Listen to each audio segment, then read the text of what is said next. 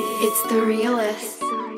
Hey, what's going on, everybody? It's your guy Realistic, and welcome to my tutorial vault. That's right, I'm gonna start grabbing some of my most classic tutorials over the years out of the vault and re-releasing them. That way y'all can enjoy, get your mixing and mastering skills back up. So if you find any of the information useful, be sure to like and subscribe to the channel. That way this keeps showing up in your feed, and sit back and enjoy the content.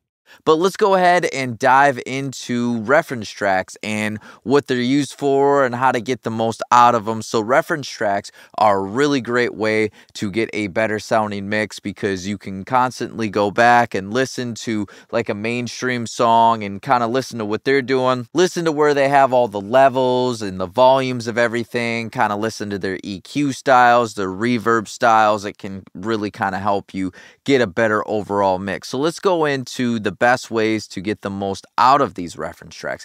The first one right here is using the right type of reference track, or using a reference track that matches the mood of your actual song. So like, let's say, I always use this as a reference, but let's say that you're working with a song that's more like Marvin's Room by Drake or Borrowed Love by Sway Lee and Metro Boomin, right? You wouldn't want to use a song like PETA by Roddy Ricch or Rockstar by The Baby. That wouldn't be a really good reference, because Marvin's Room and Borrowed Love, those type of songs are more filtered, they're more drenched in reverb, they're more kind of pushed in the back, they're more mellow. There's not really a ton of stuff going on. It's more about the vocal cutting through while everything else sits in the back. Whereas a song like PETA or Rockstar, I mean, it's got a really heavy 808 that's really cutting through. It's really distorted. There's a lot of excitement with the drums. The guitar is pushed really forward, or in PETA, the flute is pushed really forward. So that wouldn't be a really good reference. You want to use a reference that's going to match your song. So if you were going to work on a song that sounds like Borrowed Love, maybe Marvin's Room would be a better reference. Or if you're working on a song that sounds more like Rockstar, obviously you'd want to use a song like Rockstar or Vibes or PETA or whatever it may be, but something that fits the mood for it too.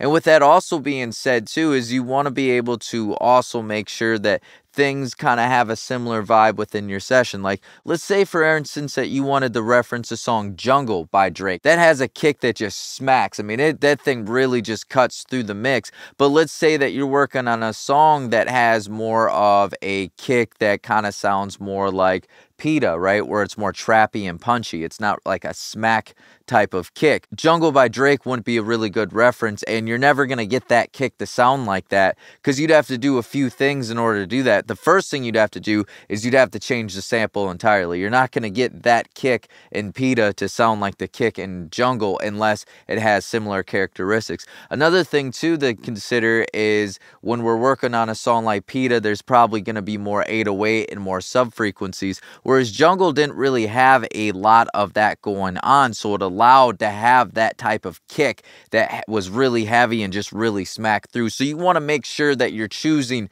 the right elements with your actual reference track that will actually fit, and you want to be realistic about it. You know, you don't want to just like throw in some stuff that's just not going to work, and then suddenly you're wondering why this isn't working. Well, that's why.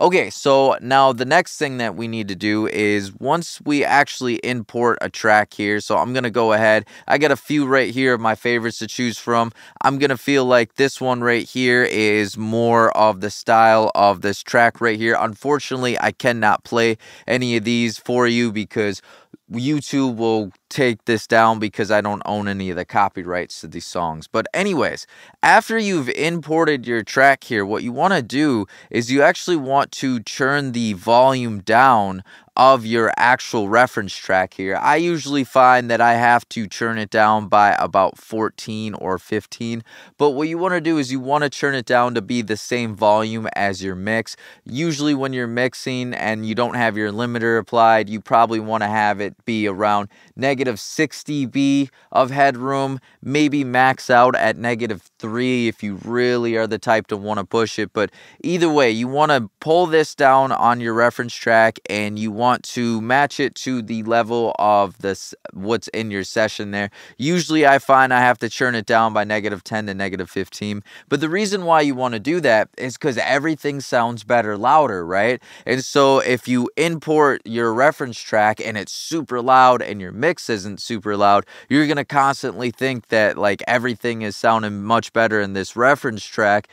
No matter what you do, you're like, oh man, I keep, cranking up the low end on my kick to make it sound punchier.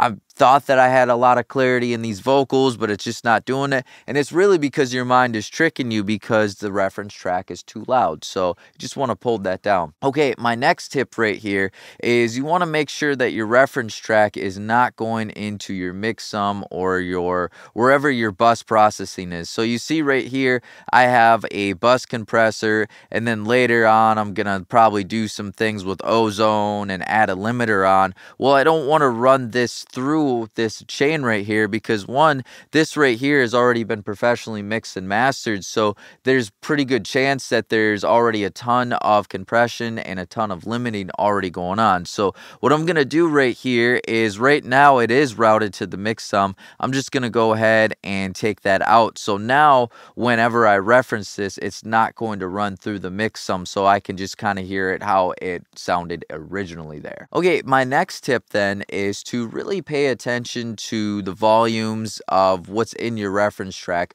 A lot of times we may turn our kick up or our bass up a lot louder than a mainstream song that we're going to reference. And so what you want to do is you kind of want to go back and forth and really listen and pay attention, like where are the volume balances here? And then ask yourself, why that may be. How come on a famous song the kick drum isn't nearly as loud as I typically put it at? Well, the reason why it may be is because one, it may give more headroom so you can push the limiter up. A lot of times when we mix mainstream music, it's really, really loud, and part of being able to do that is because there's headroom and there's more room in the low end than we may think that allows it to get louder like that. Another thing to pay attention to is also, how bright and how punchy are they really making things. A lot of times we may tend to make our vocals a lot more brighter than what we actually hear in a reference track, which again is why a reference track can be so useful, because we may turn that kick drum up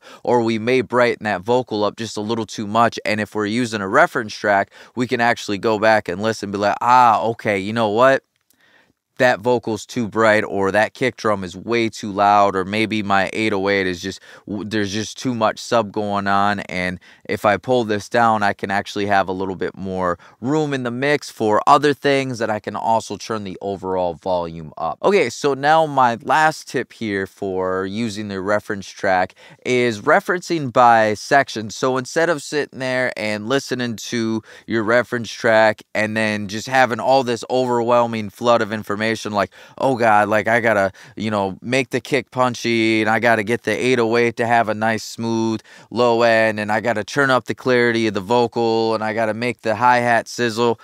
Take it by section and reference by section. So what I usually do is, as I'm mixing the drums, I'll go back and I'll reference the track, and I'll just pay attention to the drums on the reference track. And then as far as how many times I'm referencing, I'll reference in the beginning so I can kind of get it in my ear, and then I'll mix it in the mix to kind of see where I want it to be at. And then I'll reference back after I've gotten it to where I want it to be at and see if I need to make any adjustments and see if it's fitting in the mix. And then if it is or isn't, I'll go back and make the necessary changes, and then I'll move on to the bass. And same thing, I'll listen to the reference track, I'll go in and do my interpretation of it, and then I'll listen to the reference track again and see how that all sounds and see if it fits or if I need to make adjustments. And then I'll move on to the instruments, and then I'll move on to the vocals, and the same thing, as I'll listen to what the reference track is doing, do my interpretation, and then go back to the actual reference track. And that's kind of how I do that, instead of trying to do it all at once, or trying to listen to the reference track too many times or not listening to the reference track enough. I feel like that's a pretty good balance. So again, we're going to use the reference track, do our interpretation of it, and then go back to the reference track and see if we need to make any adjustments.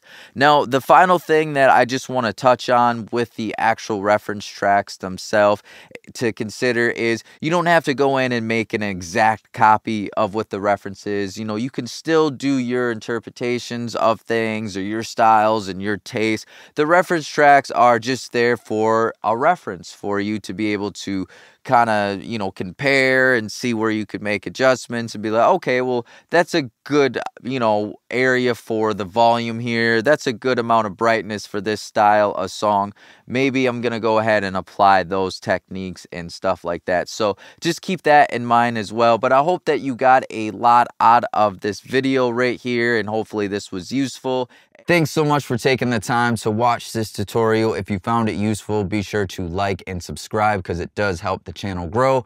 When you like a video, it tells YouTube that you liked it and maybe other people will like it as well. And also be sure to check out my online mixing and mastering courses, the art of beat mixing, the art of vocal mixing, and the art of mastering, all available now. And if this video was helpful and you're looking for other videos, you can watch a video here, here, and here.